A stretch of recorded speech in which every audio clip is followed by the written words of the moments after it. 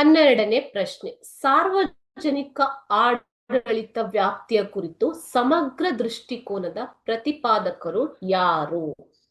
ಸಮಗ್ರ ದೃಷ್ಟಿಕೋನವನ್ನ ಹೊಂದಿದವರು ಯಾರು? ಅದನ್ನೇ ಯಾರು ಪ್ರತಿಪಾದಿಸಿದ್ರು ಅಂತ ಕೇಳಿದ್ದಾರೆ. ಸೊ ಸಾರ್ವಜನಿಕ ಆಡಳಿತ ವ್ಯಾಪ್ತಿಯ ಕುರಿತು ಸಮಗ್ರ ದೃಷ್ಟಿಕೋನದ ಪ್ರತಿಪಾದಕರು ವುಡ್ರೋ ವಿಲ್ಸನ್ ಮತ್ತು ಎಲ್.ಡಿ. ವೈಟ್.